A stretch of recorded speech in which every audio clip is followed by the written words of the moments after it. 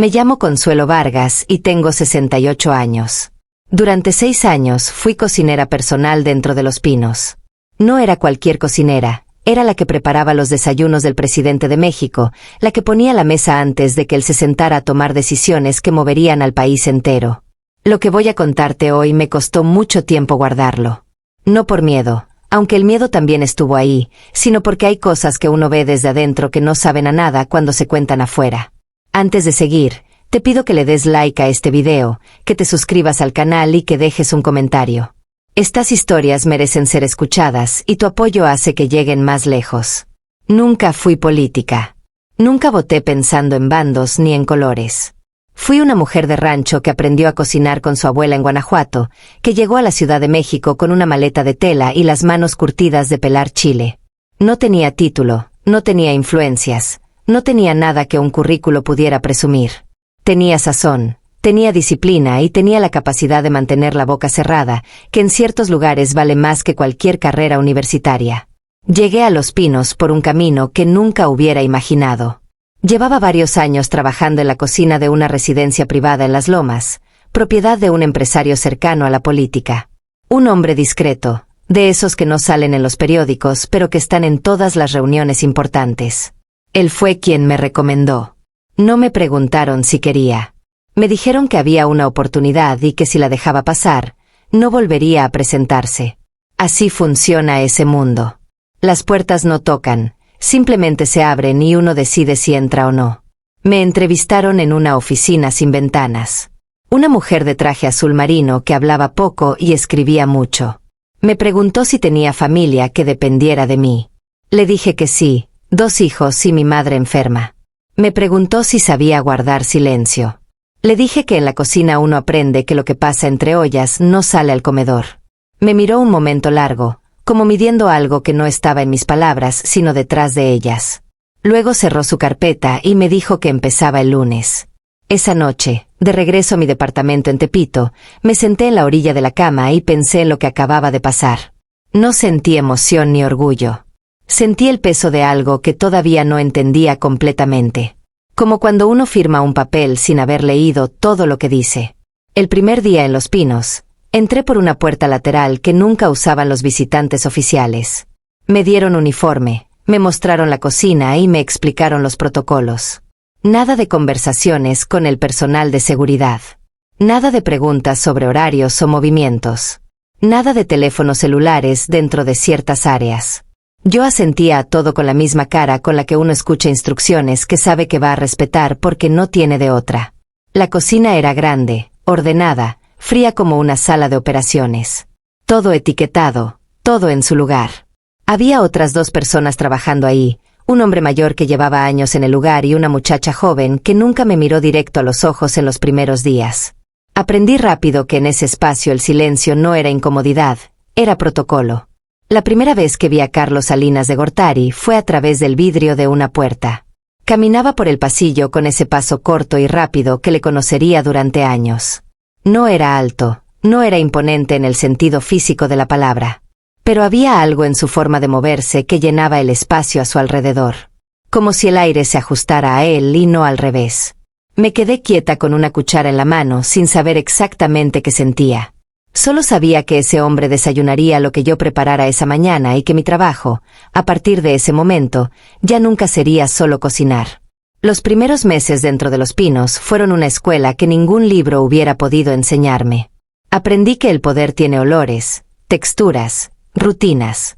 Aprendí que los hombres importantes también tienen hambre a las 7 de la mañana, que también piden más sal, que también rechazan un plato cuando algo no les sabe bien. Esa humanidad pequeña y cotidiana fue lo primero que me sorprendió, porque uno llega con la imagen que construyen los periódicos y la televisión, y luego descubre que detrás de esa imagen hay alguien que prefiere los huevos revueltos con epazote y que no tolera el café frío. Salinas desayunaba solo casi siempre. Era una costumbre que el personal respetaba sin que nadie tuviera que pedirlo. Había algo en esos momentos matutinos que él parecía guardar para sí mismo, como si fueran el único espacio del día donde no tenía que ser presidente. Yo llegaba, ponía la mesa, servía y me retiraba a la cocina. Pero la cocina tenía una ventana pequeña hacia el comedor, y a veces, sin proponérmelo, lo observaba. Lo vi leer expedientes mientras comía. Lo vi hablar solo en voz baja, como repasando algo que tenía que decir después. Lo vi quedarse con la vista fija en la pared durante minutos enteros, con el tenedor detenido en el aire como si hubiera olvidado que lo sostenía. Esos momentos me decían más sobre él que cualquier discurso que hubiera escuchado por televisión. Un hombre que se queda quieto así, en medio del silencio de la mañana, está cargando algo que no cabe en ningún protocolo oficial. La primera vez que me habló directamente fue como a los 3 meses de estar ahí. Entré a retirar los platos y él todavía estaba sentado, revisando papeles. Sin levantar la vista me preguntó cómo se llamaba el chile que había usado en la salsa verde de ese día. Le respondí que chile de agua, que lo mandaba traer de Oaxaca porque el de la ciudad no tiene el mismo carácter. Él levantó la vista entonces. Me miró con una expresión que no era exactamente curiosidad, era algo más cercano a la atención real, de esa que escasea en la gente importante. Interesante, dijo. Luego volvió a sus papeles. Eso fue todo. Pero en ese lugar, eso era mucho. Con el tiempo fui entendiendo la arquitectura invisible de los pinos. Había espacios donde uno podía moverse con cierta libertad y espacios donde la presencia de alguien como yo resultaba incómoda, no porque nadie lo dijera, sino porque el ambiente mismo lo comunicaba. Aprendí a leer esas señales con la misma precisión con la que leía una receta. Cuándo avanzar, cuándo detenerme, cuándo volverme completamente invisible. El hombre mayor de la cocina, don Refugio, llevaba tantos años ahí que era casi parte de la arquitectura. Pocas palabras, movimientos exactos, memoria de elefante para los gustos y los rechazos de cada persona importante que había pasado por esa casa. Una tarde, mientras pelábamos ajo en silencio, me dijo algo que guardé para siempre. Aquí uno aprende que lo más peligroso no es lo que se ve, sino lo que se escucha sin querer. Y lo que se escucha sin querer hay que enterrarlo más hondo que cualquier secreto que a uno le cuenten directamente. No entendí completamente esas palabras hasta meses después, cuando empecé a escuchar cosas que no estaban destinadas a mis oídos. Fragmentos de conversaciones que llegaban hasta la cocina cuando las puertas quedaban mal cerradas. Nombres que se repetían con urgencia. Cifras que no tenían contexto, pero que sonaban enormes. Tonos de voz que uno aprenda a descifrar aunque no entienda las palabras, porque el miedo y la presión suenan igual en cualquier idioma. Fue en esa cocina de paredes blancas y ollas de acero donde comencé a entender que trabajar cerca del poder no es un privilegio. Es una responsabilidad que nadie te explica cuando firmas, porque si te la explicaran, tal vez no firmarías. Y sin embargo, ahí estaba yo, con mis manos oliendo a epazote y mis oídos recibiendo más de lo que hubiera querido, aprendiendo que hay trabajos que cambian a una persona no por lo que hacen, sino por lo que obligan a guardar. Fue un martes de febrero cuando escuché por primera vez algo que me hizo detener el cuchillo sobre la tabla de picar y quedarme completamente quieta. La puerta del comedor no había cerrado bien esa mañana. Salinas había pedido que le llevaran el desayuno más tarde de lo normal porque tenía una reunión temprana. Yo estaba preparando todo cuando entraron 2 hombres a la sala contigua. No los vi, solo los escuché. Uno hablaba rápido, con ese tono de quien da malas noticias y quiere terminar de darlas pronto. El otro, que reconocí como Salinas por esa forma particular que tenía de respirar antes de hablar, escuchaba en silencio. Luego dijo algo que me heló, que siguiera adelante aunque hubiera consecuencias, que las consecuencias ya estaban calculadas, que para eso estaban los que tenían que estar. No escuché más porque me moví hacia el fondo de la cocina con el corazón golpeándome el pecho. No supe de qué hablaban. No tenía contexto. No tenía nombres, no tenía nada concreto. Solo tenía esa frase y la certeza de que había escuchado algo que no debía. Esa noche, de regreso a casa, intenté convencerme de que podía ser cualquier cosa, un asunto de negocios, una decisión administrativa, algo que fuera de ese contexto sonaría completamente ordinario. Pero había algo en el tono, en esa calma calculada con la que Salinas lo dijo, que no me dejaba en paz. Don Refugio me encontró al día siguiente con cara de trasnochada. No preguntó nada. Solo puso una taza de café frente a mí y dijo en voz baja, lo que oyó ayer, no lo oyó. Asentí sin decir nada. Él tampoco dijo más. Así funcionábamos en esa cocina, con un lenguaje hecho de silencios que decían exactamente lo suficiente. Las semanas siguientes intenté mantenerme en mi territorio. Cocina, comedor, cocina. Sin mirar hacia los lados, sin quedarme más tiempo del necesario en ningún espacio. Pero Los Pinos es una casa que respira, y las casas que respiran no guardan secretos de forma pareja. Los secretos se filtran por las rendijas igual que el frío, igual que el olor a comida, igual que el sonido de los pasos en los pasillos de mármol. Un mediodía llegó una visita que no estaba en la agenda que el personal manejaba. Lo supe porque el ambiente cambió de golpe. El personal de seguridad se tensó, los asistentes caminaron más rápido, las conversaciones bajaron de volumen. Yo estaba llevando una charola hacia el comedor cuando vi pasar a un hombre que reconocí de los periódicos. No voy a decir su nombre porque algunos de los que lo conocieron siguen vivos y este no es el momento. Solo diré que era alguien que oficialmente no tenía nada que ver con el gobierno y que sin embargo estaba ahí, en Los Pinos, siendo recibido por una puerta que no era la principal. Me retiré a la cocina inmediatamente. Pero alcancé a ver que Salinas lo recibió él mismo, sin intermediarios, con un apretón de manos largo y esa sonrisa que yo ya sabía distinguir. Tenía varias sonrisas. La de las cámaras, la de los subalternos y esta otra, más pequeña, más real, que reservaba para los momentos donde no había nadie mirando, o al menos eso creía él. Esa tarde, Don Refugio y yo limpiamos la cocina en silencio completo. Cuando terminamos, antes de irse, se detuvo en la puerta y sin voltear me dijo algo que se me quedó grabado para siempre. En esta casa, Consuelo, uno aprende que hay visitas que llegan y hay visitas que nunca estuvieron. La diferencia no está en quiénes son, sino en cómo uno decide recordarlas. Salió sin esperar respuesta. Esa noche acosté a mis hijos, apagué la luz y me quedé mirando el techo preguntándome en qué momento exacto había cruzado la línea entre trabajar para alguien y ser parte de algo que no entendía completamente. Y si esa línea, una vez cruzada, tenía algún camino de regreso. Había una rutina que Salinas nunca rompió durante todo el tiempo que trabajé ahí. Los domingos por la mañana desayunaba más tarde que el resto de la semana. Pedía siempre lo mismo: chilaquiles verdes con queso fresco, frijoles de olla y jugo de naranja recién exprimido. Sin variaciones, sin experimentos, sin que nadie se atreviera a sugerirle algo diferente. Ese desayuno dominical era su territorio personal y yo aprendí a prepararlo con una precisión casi religiosa. Un domingo de octubre, mientras yo servía la mesa, él entró al comedor acompañado de una mujer que nunca había visto antes. No era su esposa. Era mayor, de cabello gris recogido, con una elegancia tranquila que no necesitaba esfuerzo. Caminaba con esa seguridad de quien ha estado cerca del poder tanto tiempo que ya no le impresiona.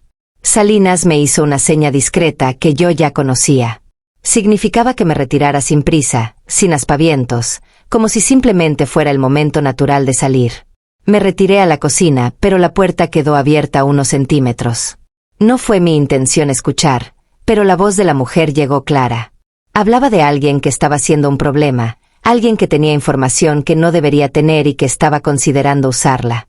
La voz de Salinas respondió con esa calma que yo ya sabía que no era tranquilidad sino control absoluto. Dijo que los problemas de ese tipo tienen solución cuando se atienden a tiempo y que era importante no dejar que crecieran. Volví al fondo de la cocina con las manos frías. Ese tipo de frío que no viene de la temperatura sino de entender algo que uno preferiría no haber entendido. Me puse a lavar los tazones que ya estaban limpios, solo para tener las manos ocupadas, solo para no pensar en lo que acababa de escuchar. Semanas después leí en el periódico que un periodista que había estado publicando investigaciones sobre contratos gubernamentales había tenido un accidente de tráfico. Sobrevivió, pero quedó fuera de circulación durante meses. No hice conexiones en voz alta. Ni siquiera las hice completamente en mi interior. Hay cosas que la mente decide no terminar de armar porque armarlas completamente tiene un costo que uno no está listo para pagar.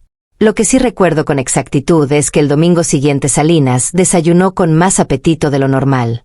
Terminó los chilaquiles, pidió más frijoles y hasta comentó que el queso estaba especialmente bueno ese día. Yo asentí desde la cocina y me pregunté qué significa que un hombre tenga buen apetito, si eso dice algo sobre su conciencia o si simplemente dice que es humano de una forma que no tiene nada que ver con lo que hace. Fue durante ese periodo cuando empecé a conocer otra cara de Salinas que no encajaba con nada de lo anterior. Una tarde llegó a la cocina, algo que casi nunca hacía. Entró sin anunciarse, miró alrededor con curiosidad genuina y me preguntó qué estaba preparando. Le respondí que mole negro para la cena de esa noche.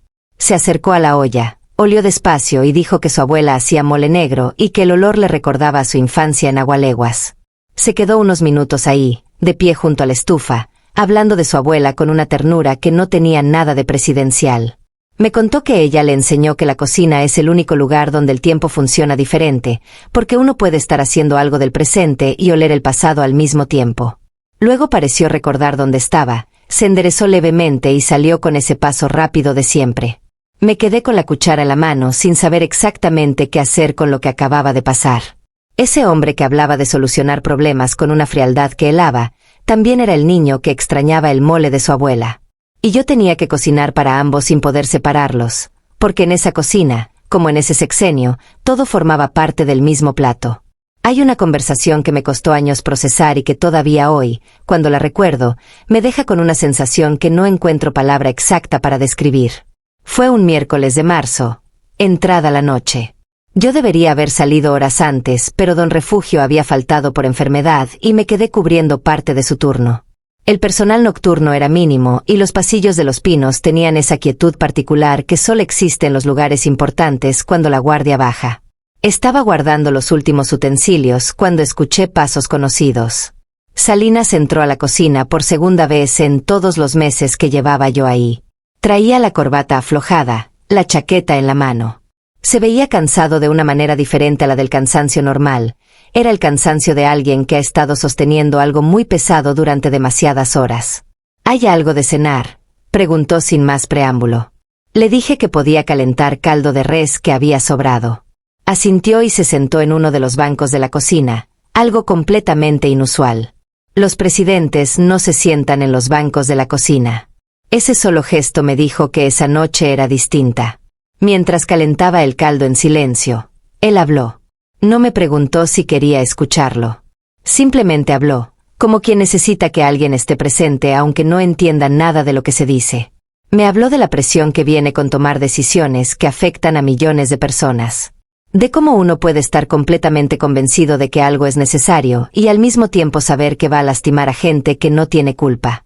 Me dijo que gobernar no es elegir entre el bien y el mal, es elegir entre opciones que todas tienen un costo y que la única diferencia es quién paga ese costo. Le puse el caldo enfrente con un poco de pan. Comió despacio, con las manos envueltas alrededor del tazón como si necesitara el calor. Luego dijo algo que se me quedó grabado con una claridad que el tiempo no ha borrado. Dijo que la historia siempre la escriben los que quedan, y que los que quedan casi nunca estuvieron en el cuarto donde se tomaron las decisiones. Entonces la historia siempre está incompleta, siempre le falta el olor, la temperatura, el peso exacto de lo que se sintió en ese momento. No supe qué responder. ¿Qué le dice uno a un presidente que está hablando de la historia como si ya supiera que la suya va a ser complicada?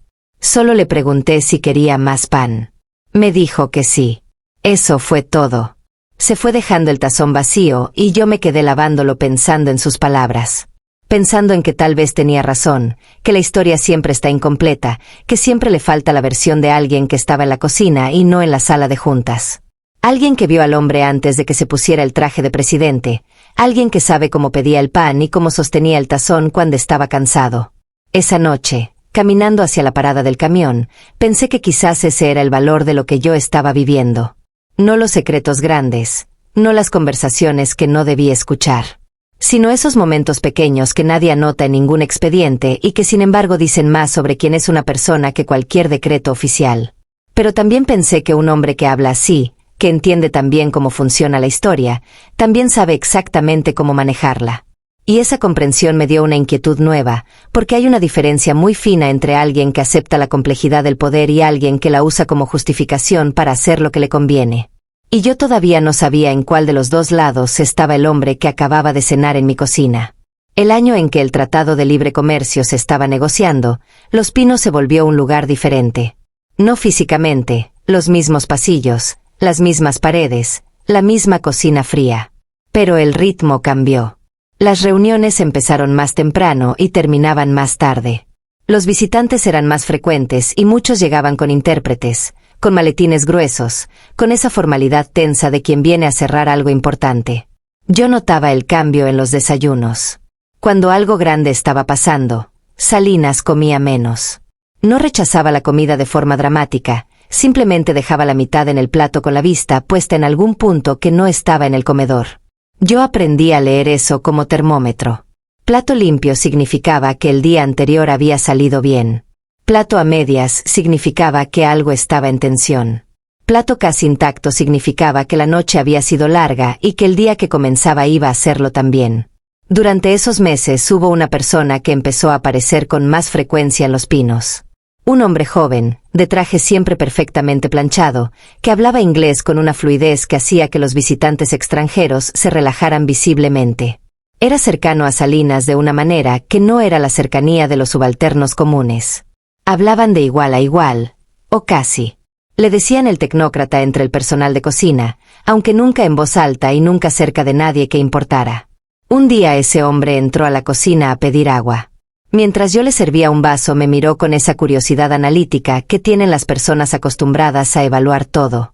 Me preguntó cuánto tiempo llevaba trabajando ahí. Le dije que casi 2 años. Asintió como si eso confirmara algo que ya sabía. Luego me dijo, con una ligereza que no le correspondía al comentario, que las personas que duran en este lugar son las que entienden que su trabajo no es solo hacer lo que les piden, sino saber que no deben hacer nunca. Se fue con su vaso de agua y yo me quedé con esa frase flotando en la cabeza el resto del día. Era un mensaje, envuelto en amabilidad, pero era un mensaje. Y los mensajes de ese tipo, en ese lugar, no se ignoraban. Fue en esa época cuando ocurrió algo que me hizo entender que mi posición dentro de los pinos era más delicada de lo que había querido admitir. Una mañana llegué a trabajar y encontré que habían cambiado la cerradura de la cocina. Nadie me explicó por qué. Me dieron una llave nueva sin comentarios. Esa tarde, uno de los asistentes de Salinas me buscó discretamente y me dijo que había habido un problema con información que había salido del personal interno. Que estaban reforzando los protocolos. Que era importante que yo entendiera que mi continuidad en ese lugar dependía de la confianza que se había depositado en mí desde el primer día. No me acusaron de nada. No había nada de qué acusarme.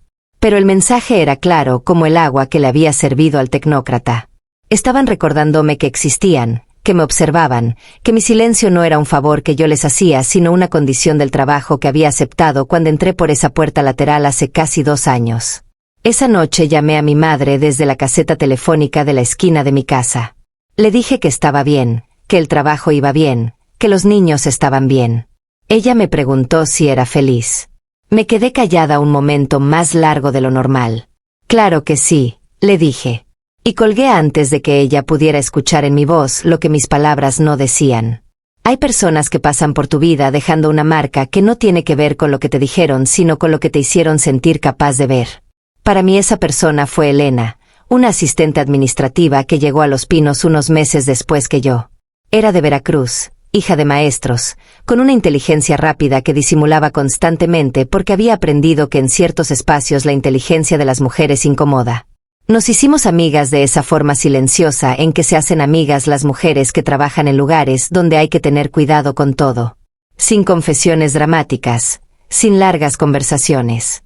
Solo miradas que se entienden, pausas compartidas en el pasillo, la certeza de que la otra también está viendo lo que tú estás viendo y también está eligiendo callarse. Elena tenía acceso a documentos que yo nunca vi, pero de vez en cuando, sin decirme nada concreto, me dejaba caer frases que yo guardaba sin saber exactamente para qué. Una vez, mientras comíamos juntas en la cocina, me dijo que había cosas que se firmaban de noche que de día no tendrían el mismo aspecto. Otra vez me dijo que los números que ella procesaba a veces no cuadraban con los destinos que aparecían en los informes oficiales y que cuando preguntaba le decían que no era su área. Yo la escuchaba sin hacer preguntas. Aprendí que en ese lugar hacer preguntas era más peligroso que tener respuestas. Las respuestas las podías guardar en silencio. Las preguntas las escuchaba todo el mundo. Un martes de noviembre, Elena no llegó a trabajar. Tampoco el miércoles. El jueves me dijeron que había pedido su liquidación y que ya no iba a regresar. Nadie me dio más detalles. Intenté llamarla al número que tenía de ella, pero nadie contestó. Semanas después recibí una postal sin remitente, con letra que reconocí como suya. Solo decía que estaba bien y que me cuidara. Nada más. Guardé esa postal durante años. La sigo teniendo. Es pequeña, de cartón delgado, con una imagen de Veracruz en el frente. Me la llevo a veces a la mano cuando necesito recordar que lo que viví dentro de los pinos no fue un sueño, que hubo otras personas que también lo vivieron y que también pagaron un precio por haberlo vivido. Después de que Elena se fue, el silencio dentro de la cocina se volvió diferente. Don Refugio y yo seguíamos trabajando juntos, pero había algo nuevo en el aire, una precaución adicional que no era miedo exactamente sino conciencia. La conciencia de que los bordes de ese lugar eran más afilados de lo que parecían y que acercarse a ellos tenía consecuencias que no siempre eran visibles de inmediato. Salinas nunca mencionó a Elena. Nunca preguntó por ella, nunca dio señas de saber quién era, aunque era imposible que no supiera. Esa indiferencia me dijo algo sobre cómo funciona el poder de verdad. No necesita amenazar directamente. Solo necesita que las personas vean lo que le pasa a quien se acerca demasiado a ciertos bordes. El mensaje llega solo, sin que nadie tenga que pronunciarlo. Esa semana preparé los chilaquiles del domingo con las manos en piloto automático y la mente en otro lado. Pensando en Elena, en su postal, en los números que no cuadraban, en todo lo que yo también estaba viendo sin terminar de armar. Y me pregunté, no por primera vez, si el precio de este trabajo lo estaba pagando en cuotas tan pequeñas que todavía no me había dado cuenta del total. El tratado entró en vigor en enero de 1994. Recuerdo esa mañana con una claridad extraña, como recuerdan las personas los días en que algo se rompe aunque todavía no sepan exactamente qué. Yo llegué a trabajar antes de que amaneciera porque había una celebración programada para más tarde y la cocina tenía que estar lista desde temprano. Las calles estaban tranquilas, demasiado tranquilas para ser el inicio de un año nuevo. Cuando llegué, el ambiente en Los Pinos ya era diferente. El personal de seguridad estaba en alerta visible, más personas de lo normal en los pasillos, conversaciones interrumpidas cuando yo pasaba. Nadie me explicó nada. No era mi lugar preguntar. Fue Don Refugio quien me dijo en voz muy baja, mientras pelaba papas, que había levantamiento en Chiapas. Indígenas armados que habían tomado varias ciudades. Que llevaban años organizándose y que habían elegido el primer día del tratado para salir porque sabían que ese día el mundo tenía los ojos puestos en México. Me quedé quieta procesando eso. Luego seguí picando el jitomate que tenía enfrente porque la cocina no se detiene aunque el mundo esté cambiando afuera. Ese día Salinas no desayunó. Por primera vez desde que yo trabajaba ahí, el desayuno regresó intacto a la cocina. Ni siquiera el jugo de naranja estaba tocado. Lo guardé en el refrigerador sin decir nada y me pregunté qué se siente despertarse el día que creías que sería tu gran triunfo y encontrar que alguien lo había convertido en otra cosa. Durante los días siguientes, Los Pinos fue un hervidero de reuniones, llamadas, visitas que llegaban y salían a toda hora. Yo seguía con mi trabajo, invisible como siempre, pero con los ojos abiertos. Vi a Salinas pasar varias veces por el pasillo cercano a la cocina. Caminaba igual que siempre, con ese paso corto y rápido, pero había algo en la mandíbula apretada, en la forma en que miraba al frente sin ver nada, que decía que estaba en un lugar donde nadie podía acompañarlo. Una tarde de esa semana tensa lo vi detenerse solo en el pasillo. Se quedó parado junto a una ventana mirando el jardín. No había nadie cerca. Solo él y el jardín y el silencio. No sé cuánto tiempo estuvo así porque me retiré antes de que me viera. Pero esa imagen se me quedó. Un hombre que tiene todo el poder del país en sus manos, parado solo frente a una ventana, mirando un jardín como si buscara en él una respuesta que los expedientes no tienen. En los días siguientes escuché fragmentos que no debí escuchar. Discusiones sobre cómo responder, sobre los costos políticos de diferentes opciones, sobre la imagen internacional. Voces que se superponían, argumentos que chocaban. Y en medio de todo eso, la voz de Salinas, siempre más baja que las demás, siempre más controlada, dando instrucciones con esa precisión que yo ya conocía y que ahora me generaba una incomodidad que no podía nombrar del todo. Porque yo sabía que al otro lado de esas decisiones había personas reales. Personas que vivían en lugares que yo nunca había visitado, que hablaban lenguas que yo no entendía, que estaban reclamando algo con el único recurso que les quedaba. Y el hombre que decidía cómo responderles era el mismo que me había hablado del mole de su abuela con ojos de niño. Esa contradicción se me instaló en el pecho y no me abandonó durante semanas. Marzo de 1994 llegó con un peso que se sentía en el aire antes de que uno supiera exactamente por qué. Yo llegaba a trabajar cada mañana con esa sensación de que algo estaba a punto de pasar, sin saber qué forma tomaría. En Los Pinos el ambiente seguía siendo tenso desde lo de Chiapas, pero había algo más, Una capa adicional de nerviosismo que no terminaba de explicarse solo con eso. El día del asesinato de Colosio yo no estaba en Los Pinos. Era mi día libre. Me enteré por la radio mientras colgaba ropa en el tendedero del edificio donde vivía. Una voz seria, sin adornos, diciendo que el candidato presidencial había sido baleado en Tijuana. Me senté en el piso del tendedero con la ropa húmeda en las manos, sin poder moverme durante varios minutos. Al día siguiente fui a trabajar sin saber qué iba a encontrar. Lo que encontré fue un silencio que pesaba más que cualquier cosa que hubiera experimentado antes en ese lugar. El personal hablaba solo lo indispensable. Los pasos sonaban más cuidadosos, como si nadie quisiera hacer ruido. Hasta la cocina, que siempre tenía su propio sonido de ollas y cucharas y agua corriendo, estaba más silenciosa de lo normal. Salinas no bajó a desayunar. Me mandaron el pedido por un asistente. Chilaquiles, jugo, café. La rutina de siempre, como si la rutina fuera lo único que quedaba cuando todo lo demás se derrumbaba. Preparé todo con el mismo cuidado de siempre y lo mandé sin saber si iba a comerse algo o si el plato iba a regresar intacto como el día del levantamiento. El plato regresó a medias. Eso me dijo algo, aunque no sé exactamente qué. Los días siguientes fueron extraños de una manera que me costó entender. Había personas en Los Pinos que lloraban genuinamente por Colosio. Personas que lo habían conocido, que creían en él, que ahora cargaban un dolor real mezclado con el miedo de no saber qué venía después. Y había otras personas que se movían con una eficiencia fría que contrastaba brutalmente con ese dolor.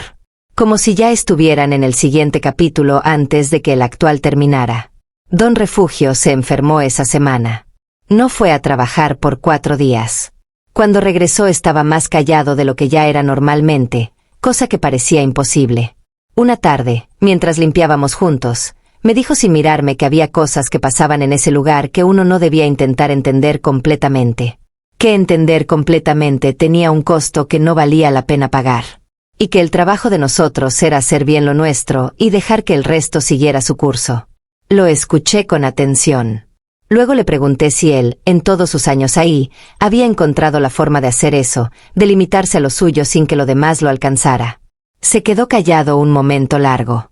Luego dijo que no había encontrado esa forma, pero que había aprendido a vivir con lo que se filtraba y que eso era lo más cerca que uno podía estar de una respuesta. Esa noche pensé mucho en lo que Don Refugio había dicho.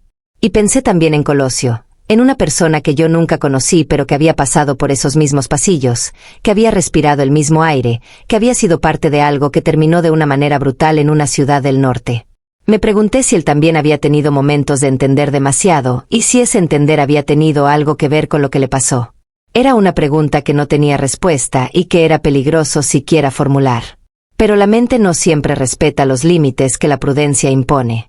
El resto de 1994 transcurrió con esa calidad de tiempo acelerado que tienen los periodos de crisis. Las cosas pasaban demasiado rápido para procesarlas en orden. Había elecciones, había tensión, había un país que sentía que el piso se movía aunque todavía nadie supiera exactamente cuánto. Yo seguía yendo a la cocina cada mañana, preparando desayunos, recogiendo platos, existiendo en ese espacio de una manera que se había vuelto tan automática que a veces llegaba a casa sin recordar exactamente qué había hecho durante el día.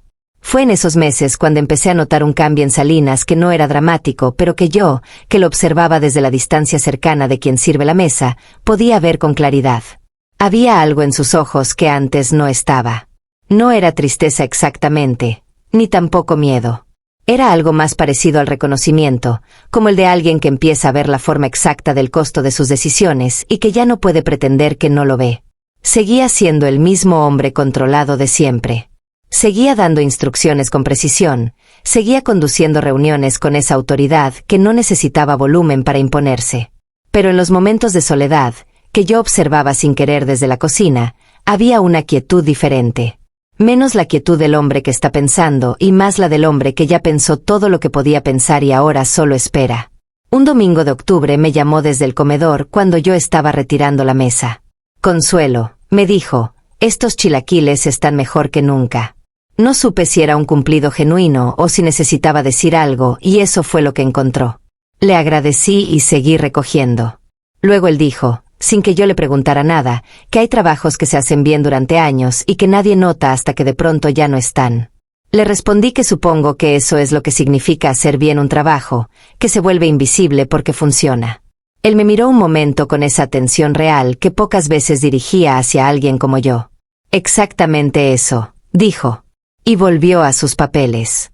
No supe en ese momento si estaba hablando de mi trabajo o del suyo. Con el tiempo llegué a pensar que probablemente hablaba de los dos al mismo tiempo. Diciembre llegó con la devaluación. El peso se cayó y con él cayó algo más, una ilusión que el sexenio había construido con mucho cuidado durante años. Yo lo supe por las noticias, como todo el mundo, pero también lo supe por lo que vi en Los Pinos en esos días. El ambiente cambió de golpe, las caras cambiaron, el ritmo cambió. Había una urgencia nueva mezclada con algo que se parecía demasiado a la desesperación para no llamarle así. Salinas estuvo en reuniones interminables durante días. Yo veía los platos regresar casi intactos a la cocina uno tras otro. Don Refugio y yo los recibíamos en silencio, los guardábamos y preparábamos el siguiente sin comentar nada. No había nada que comentar que no fuera demasiado. La última semana del año, mientras preparaba la cena de fin de sexenio, pensé en todo lo que había visto en esos 6 años. En los desayunos y los secretos, en Elena y su postal, en los platos vacíos y los platos intactos, en los pasillos de madrugada y las visitas que nunca estuvieron. Pensé en el hombre del mole de la abuela y en el hombre de la mandíbula apretada frente a la ventana. En que ambos eran la misma persona y en que esa persona estaba a punto de dejar ese lugar cargando cosas que ningún libro de historia iba a pesar con exactitud. Y pensé en mí misma, en lo que yo también iba a cargar a partir de ese momento. En que hay trabajos que terminan en el calendario, pero que no terminan en la memoria. En que la cocina de Los Pinos iba a seguir existiendo sin mí, pero que yo iba a seguir cargando esa cocina durante mucho tiempo más. El cambio de gobierno tiene un ritual propio que no aparece en ningún protocolo oficial, pero que existe con la misma firmeza que cualquier ceremonia de Estado. Es el ritual del vaciado. Las personas recogen sus cosas, los escritorios se limpian, los pasillos que durante años tuvieron un tráfico específico de personas específicas de repente muestran caras nuevas que todavía no saben dónde están paradas. Los Pinos en enero de 1995 era ese lugar en transición, ese espacio que ya no era lo que había sido y todavía no era lo que iba a ser. Yo seguí trabajando durante las primeras semanas de la nueva administración. No porque me lo hubieran pedido específicamente, sino porque nadie me había dicho que me fuera y la cocina seguía necesitando que alguien preparara los desayunos. El nuevo presidente tenía gustos diferentes. Prefería el desayuno continental, más ligero, menos elaborado.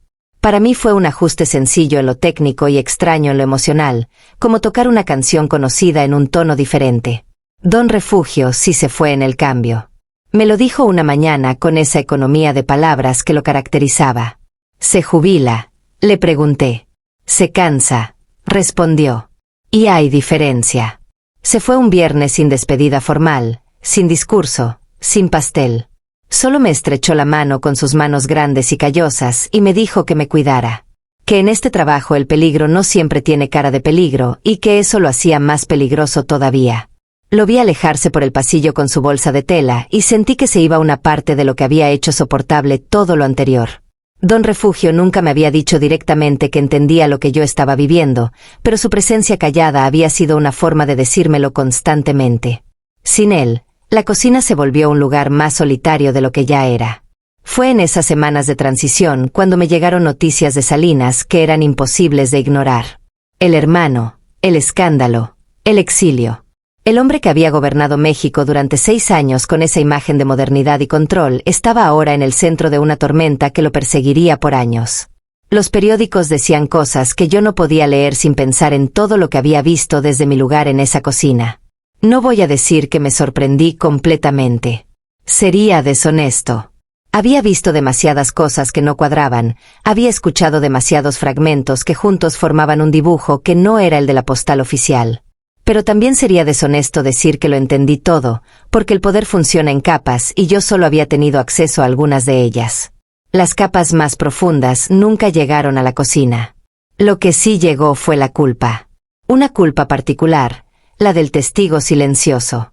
La de quien vio cosas y calló porque callar era la condición del trabajo, porque callar protegía a sus hijos, porque callar era lo único que sabía hacer en ese contexto. Esa culpa no es dramática ni ruidosa. Es más bien como una mancha pequeña en una tela que uno sigue usando porque no tiene otra, pero que está siempre ahí, visible cuando la luz la toca de cierta manera. Me quedé en la cocina de Los Pinos un año más, ya con el nuevo gobierno. Luego pedí mi salida. No di explicaciones elaboradas. Dije que tenía motivos personales y que agradecía la oportunidad. Me dieron un sobre con mi liquidación y un papel de agradecimiento firmado por alguien que yo nunca había visto. Salí por la misma puerta lateral por donde había entrado años antes. El mismo guardia, diferente cara. El mismo cielo gris de la Ciudad de México en enero.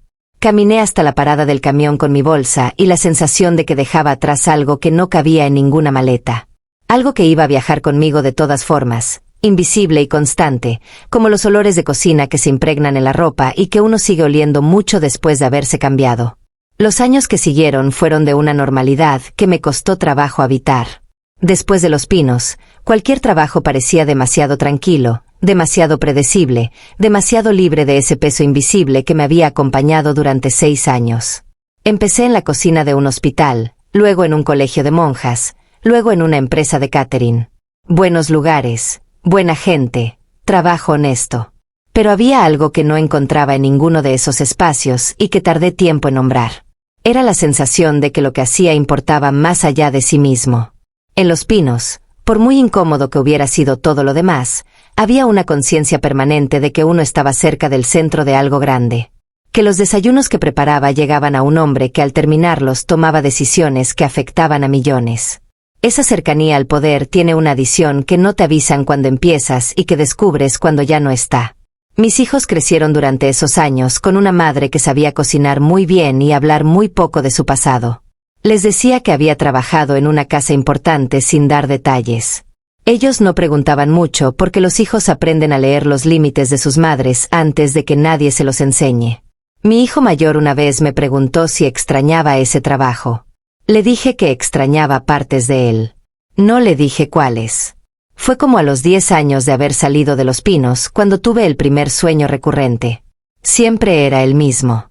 Yo estaba en la cocina preparando los chilaquiles del domingo, pero algo salía mal. El chile se quemaba o el queso no llegaba o el fuego no encendía. Y yo sabía en el sueño que si el desayuno no estaba listo a tiempo algo terrible iba a pasar, aunque nunca sabía exactamente qué. Me despertaba con el corazón acelerado y tardaba unos minutos en recordar que ya no trabajaba ahí, que esa cocina ya no era mi responsabilidad, que el hombre que desayunaba en ella ni siquiera vivía en México. Un psicólogo probablemente tendría mucho que decir sobre esos sueños.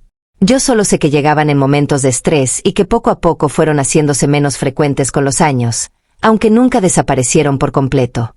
Todavía hoy, de vez en cuando, me despierto con olor a chile quemado en la nariz y unos segundos de confusión antes de recordar quién soy y dónde estoy. Lo que sí desapareció con el tiempo fue el miedo activo. Durante los primeros años después de salir de Los Pinos había una vigilancia constante en mí, la costumbre de no hablar de ciertos temas, de cambiar de conversación cuando alguien preguntaba dónde había trabajado, de mirar 2 veces antes de decir algo que pudiera conectarse con lo que sabía. Ese miedo fue perdiendo fuerza gradualmente, a medida que el sexenio se volvía historia y las personas involucradas se dispersaban por diferentes destinos. Pero una cosa no desapareció. La carpeta de preguntas sin respuesta que cargaba desde esos años. No una carpeta real, sino la interior, donde uno guarda las cosas que vio y escuchó sin terminar de entender. Esa carpeta seguía ahí, cerrada pero presente, y de vez en cuando se abría sola cuando leía algo en los periódicos o cuando alguien mencionaba esa época en una conversación y yo tenía que quedarme callada con todo lo que se había guardado detrás de los dientes. Hubo una noche específica que me marcó de una manera que ningún otro momento de esos 6 años logró igualar. Era noviembre. El año exacto no importa para lo que voy a contar. Yo había terminado mi turno y estaba recogiendo mis cosas en la pequeña área que usábamos como vestidor cuando escuché voces que venían del pasillo. Voces de hombres que no reconocí, tonos urgentes, palabras cortadas. Me quedé quieta instintivamente. La puerta del vestidor estaba entreabierta y por esa abertura llegaban los sonidos con más claridad de la que hubiera querido. Escuché el nombre de una persona, un político que en ese momento estaba siendo muy mencionado en los medios por razones que no eran buenas para nadie. Lo escuché 2 veces, dicho con la urgencia específica de alguien que tiene un problema que resolver antes de que amanezca. Luego escuché una frase que todavía hoy me pesa. Alguien dijo que el problema ya estaba siendo atendido y que para el fin de semana no iba a ser un problema. La voz que respondió, y que no era la de Salinas pero que pertenecía a alguien muy cercano a él, dijo simplemente que era lo más conveniente para todos. Las voces se alejaron por el pasillo y el silencio regresó. Yo me quedé de pie junto a mi casillero con el abrigo en la mano, sin ponerlo, sin moverme, sin saber qué hacer con lo que acababa de escuchar. Porque a diferencia de otras veces donde los fragmentos podían interpretarse de múltiples formas, este tenía una dirección. Tenía un peso específico que no dejaba mucho espacio para la ambigüedad. Salí de Los Pinos esa noche sin cruzar palabra con nadie. Caminé 3 cuadras antes de tomar el camión. Necesitaba ese aire frío de la ciudad, esa distancia pequeña entre el lugar y yo. En el camión me senté hasta atrás y miré por la ventana los postes de luz pasando uno tras otro, tratando de vaciar la mente de lo que la llenaba. 3 semanas después leí en el periódico que aquel político había muerto. El reporte oficial hablaba de causas naturales. Yo doblé el periódico, lo puse en la mesa y seguí desayunando. Mis hijos estaban frente a mí comiendo sus huevos revueltos. Les pregunté si habían hecho la tarea. Me dijeron que sí. La vida siguió con esa normalidad brutal que tiene la vida cuando uno está cargando algo que no le corresponde y que no puede soltar. No le conté eso a nadie durante décadas. No a mis hijos, no a mis amigas, no al sacerdote del barrio con quien a veces hablaba cuando algo me pesaba demasiado. Había una línea que sabía que no podía cruzar, no por miedo en ese momento, sino porque no tenía certeza. Solo tenía fragmentos, interpretaciones, la lógica oscura de cosas que se conectan sin que nadie te lo confirme. Y acusar con fragmentos no es valiente, es irresponsable. Pero cargar con esos fragmentos tiene su propio costo.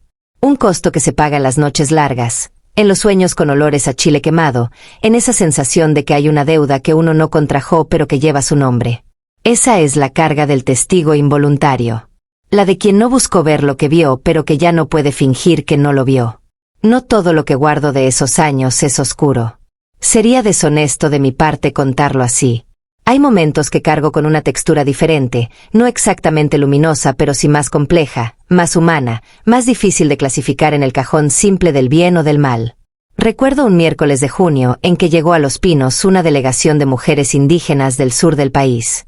Venían a presentar un proyecto relacionado con artesanías y microcréditos, algo que en ese momento era parte de un programa social que el gobierno promovía. Yo las vi llegar desde la cocina. Eran como 12 mujeres de diferentes edades, con ropa bordada de colores que en ese edificio gris resultaban casi violentos de tan vivos. Las llevaron a una sala de reuniones. Yo tuve que llevar café y agua. Entré, serví sin hacer ruido, estaba por salir cuando Salinas llegó a la sala. Las mujeres se pusieron de pie. Él les pidió que se sentaran con un gesto amable, genuinamente amable, de esos que uno reconoce porque no tienen la rigidez de los gestos protocolares. Me quedé un momento más de lo necesario porque algo en la escena me detuvo. Él escuchó a cada mujer con una atención que yo pocas veces le había visto destinar a alguien que no tuviera poder evidente. Hizo preguntas concretas, tomó notas él mismo, sin delegarlo a ningún asistente. En un momento una de las mujeres mayores le explicó algo en una mezcla de español y su lengua materna y él esperó sin interrumpir a que terminara, con una paciencia que tampoco era protocolo porque el protocolo no tiene esa calidad de silencio real. Salí de la sala y me quedé en el pasillo con la charola vacía procesando lo que había visto. Ese hombre que yo había visto tomar decisiones con una frialdad que helaba, que yo había escuchado en conversaciones que me hacían dudar de su humanidad, también era capaz de esa escucha genuina. Y esa contradicción no me lo hacía más comprensible, me lo hacía más complicado. Porque es más fácil armar un juicio sobre alguien que solo tiene una cara. Otro momento que cargo con esa textura compleja fue una tarde en que yo estaba pasando por un corredor y vi a Salinas de rodillas en el jardín. Solo, sin guardaespaldas visibles, sin asistentes. Tenía las manos en la tierra y estaba trasplantando una planta pequeña con una concentración total, como si en ese momento no existiera nada más que la planta y la tierra y sus manos. No me vio. Yo seguí caminando. Hay algo en ver a un hombre poderoso hacer algo pequeño con cuidado genuino que desorganiza todos los esquemas que uno ha construido alrededor de él. No lo absuelve de nada. No cancela ninguna de las otras cosas. Pero lo hace más humano de una manera que resulta casi más incómoda que su frialdad, porque la frialdad es más fácil de sostener frente a alguien que solo te parece monstruoso. La humanidad mezclada con la oscuridad es más pesada de cargar. Esos momentos me enseñaron algo que tardé tiempo en poder formular con palabras. Que las personas no son la suma simple de sus actos, sino algo más complicado, más contradictorio, más imposible de resolver en un veredicto limpio. Que alguien pueda hacer cosas extraordinariamente crueles y también cosas extraordinariamente humanas, y que ambas son igualmente reales, igualmente parte de quien es. Eso no significa que todo se justifique. Significa que la verdad rara vez es simple y que desconfiar de las versiones demasiado limpias, tanto las que glorifican como las que condenan, es probablemente lo más honesto que uno puede hacer.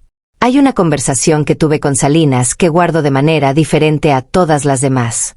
No porque haya revelado nada extraordinario, sino porque fue la única vez en todos esos años que me habló directamente como a una persona y no como a parte del mobiliario de la casa.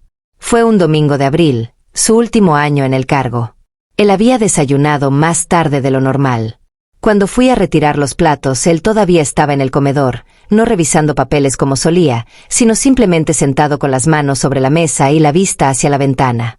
Me acerqué en silencio para recoger la taza de café. Entonces él habló. «Consuelo», me dijo. «Sí, señor», respondí sin dejar de recoger. «¿Cuántos años lleva usted aquí?» Le dije que casi 6. Se quedó callado un momento. «¿Le ha gustado trabajar aquí?» La pregunta me tomó por sorpresa. Nadie en ese lugar me había preguntado nunca eso. Respondí que sí, que era un trabajo exigente, pero que lo había aprendido a querer.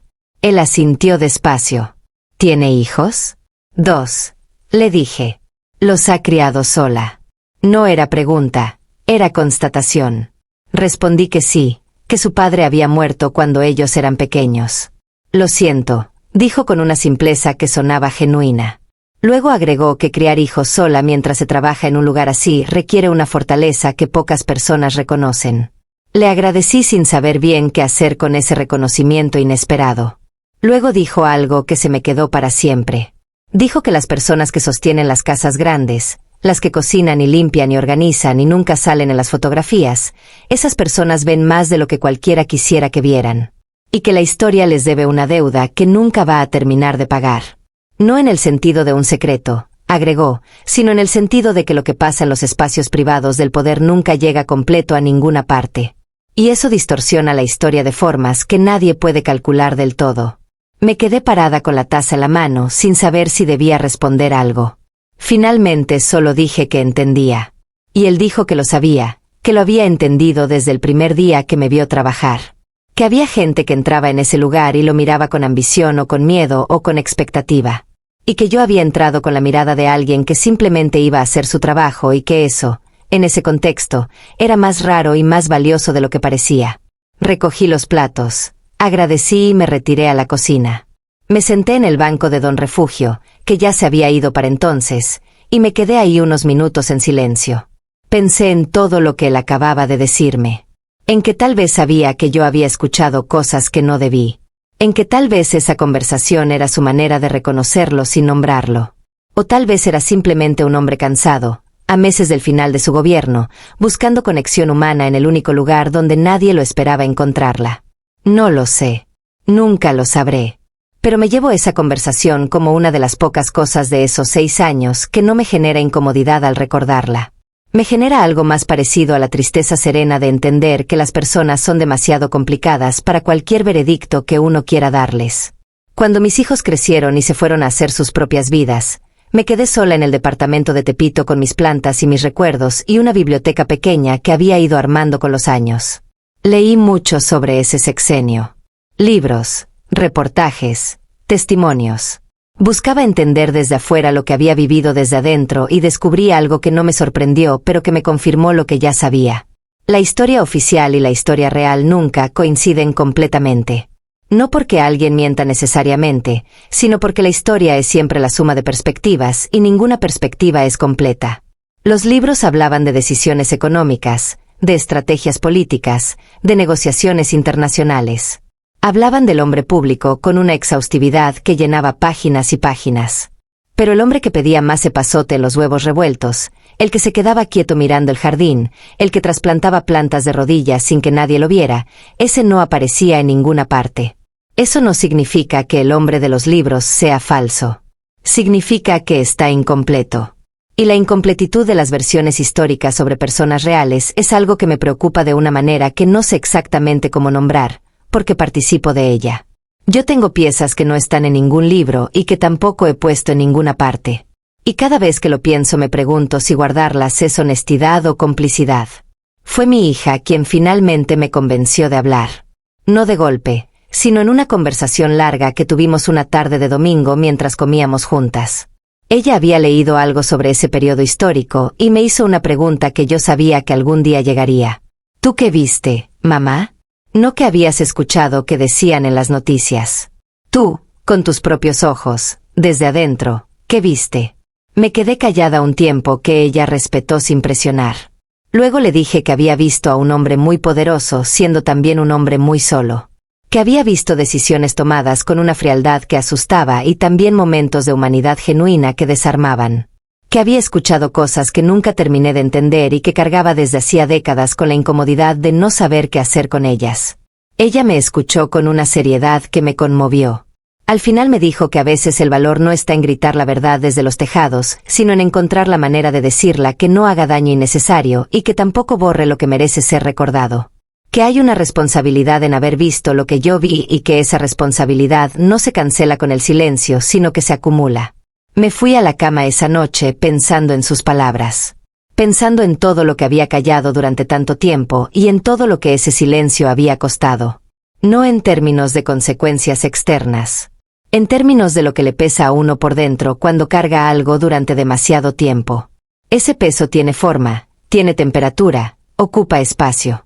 Y llega un momento en que uno necesita ponerlo en algún lado, no para deshacerse de él completamente, sino para poder respirar con más facilidad.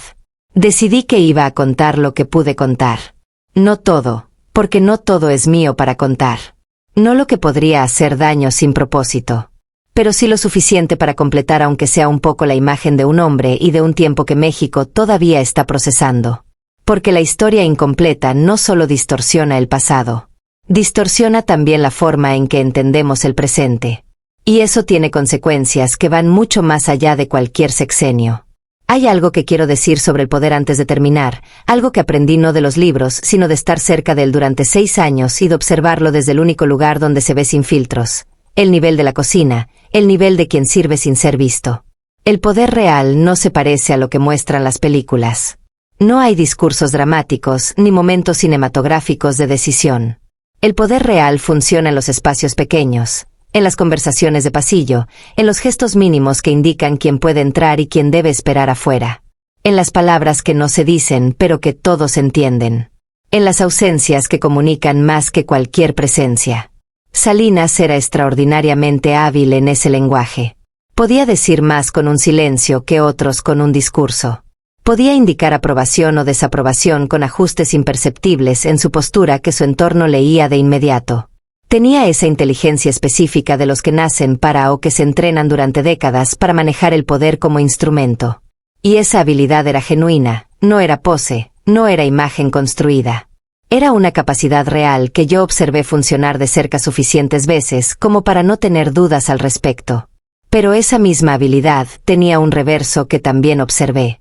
Las personas que son extraordinariamente buenas para manejar el poder terminan viéndolo en todas partes. Empiezan a relacionarse con el mundo a través de él, a medir cada interacción en términos de posiciones y ventajas y costos.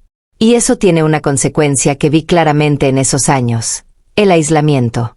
No el aislamiento físico, que en su caso era limitado por la estructura misma del cargo, sino el aislamiento real, el de no tener a nadie al lado que te hable sin calcular primero lo que quiere de ti. Ese aislamiento explicaba, creo yo, esos momentos de conversación inesperada que de vez en cuando tenía conmigo o con Don Refugio. No éramos interlocutores interesantes en ningún sentido político. Éramos simplemente personas que no queríamos nada de él, que no teníamos agenda, que llegábamos cada mañana a hacer nuestro trabajo sin ninguna expectativa más allá de esa. Y eso, en el mundo que él habitaba, era extraordinariamente raro. Una vez leí que los reyes medievales tenían bufones no porque les gustara el humor, sino porque los bufones eran los únicos que podían decirles la verdad sin consecuencias. Que la función del bufón era precisamente esa, Existir en un espacio donde las jerarquías normales del poder no aplicaban completamente.